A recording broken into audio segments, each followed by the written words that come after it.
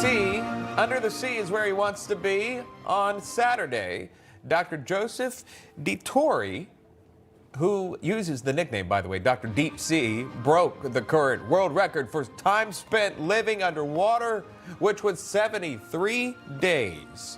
The biomedical engineer and educator living in an undersea lodge in Key Largo, Florida, 30 feet below the surface. This is part of a 100-day mission conducting groundbreaking medical and marine science research. Along with carrying out his research, Dituri has been giving virtual lectures to his students at the University of South Florida. He intends to stay submerged until June 9th, day 100. Joining us live from 30 feet below in his undersea lodge in Key Largo, Florida, Dr. Joseph Dituri, better known as Dr. Deep Sea. How you doing today, sir? I'm so good it's criminal. You shouldn't be allowed to be this good. I'm glad, because I don't know if I would feel the same way if I was submerged for going on 100 days as the ultimate goal. How did you come up with this mission? So the mission actually came from an interaction that I had with a filmmaker that asked me to review his 35,000-foot dive. And when I did, he discovered a species new to science that was about 11 inches long. We pulled the DNA sample off it, and it was a partial cure for Alzheimer's. And I said, we have to live in the ocean. Everything we need is on this planet. So that was the push a long time ago.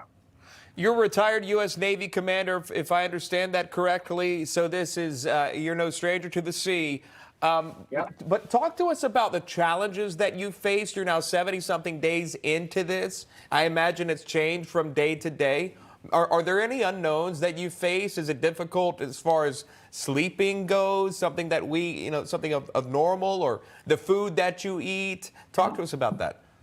Actually, the interesting part is, so we're doing sleep journaling diary. I do a sleep aura ring. And what it shows is that I have an increase in both deep and REM sleep, which are the restorative sleep cycles, increased to about 66% deep in REM.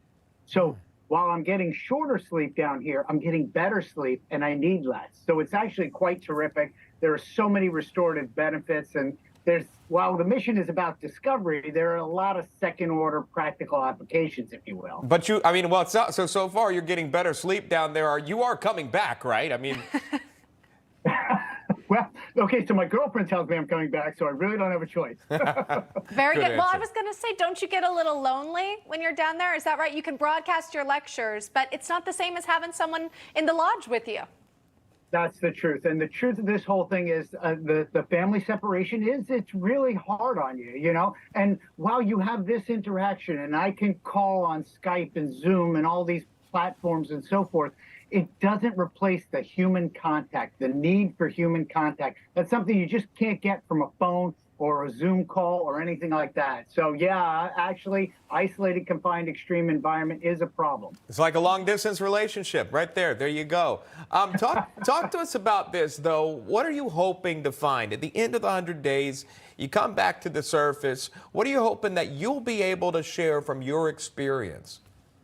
So I'm doing the experiments, biomedical research. I'm a biomedical engineer, biomedical research on the human body to find out what happens in an isolated, confined, extreme environment. This has second and third order applications that are very practical to traumatic brain injury, space travel, exploring the marine environment, and most of all, science, technology, engineering, and math. And we show these kids that it's actually cool to do science, and you can do science in the sea and be doing something fun. So I love it. You're conducting your own experiment, and then you get to, I'm sure, analyze the results after the 100 days, which is so fascinating. How much space are you working with down there? Because I would feel a little claustrophobic.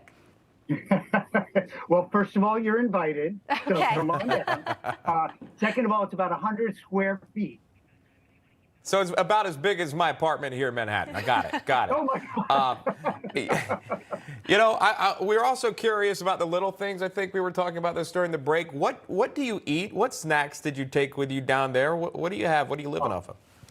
So unlike space travel, I get every 3 days, I get fresh fruit and vegetables. I actually make a mean poached salmon. So again, come on down, guys. I want to cook your poached salmon in the microwave. That's the only thing you can cook with down here because of the actual temperature restrictions. And we're in a high partial pressure of oxygen.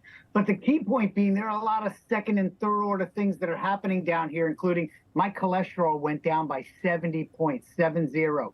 I've increased stem cell proliferation. I've reduced every single inflammatory marker in my entire body. There's some really good science going on here. Do you take any additional supplements or vitamins to make up for what you might be missing out on? Great question. Yeah, absolutely. So my medical team, 10-person medical team, and about 100 people supporting this mission, we had voted to take 2,000 IU of vitamin D because you're missing the sun and the direct sunlight. Yeah. That's interesting. That's what I figured. My doctor has got me on vitamin D supplements as well.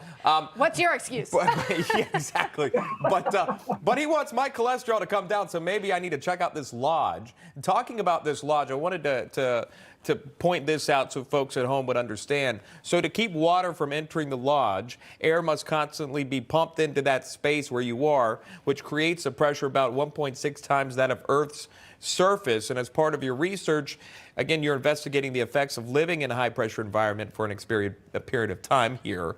And then again, seeing some of the video of this, though, I just got to imagine some of your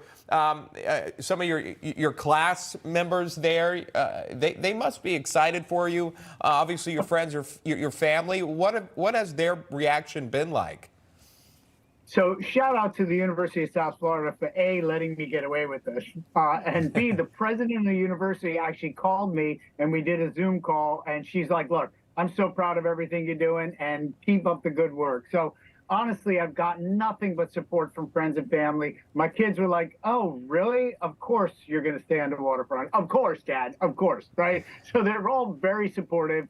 And, you know, even when it gets tough, and it does, it gets tough being isolated, they're like, you're not coming out. Don't even think it. So. Well, tell me about your family. Is there any kids who seem to have a similar interest as you? Oh, my gosh. So I have 3 daughters. I'm going to go ahead and just dime them out right now, right? Yes. So my 3 daughters, 27, 21, and 19, Tampa raised, not born necessarily, but you know, they're not necessarily following down the same footsteps as I have, but they're definitely interested in some serious schooling and education. So they're all about it.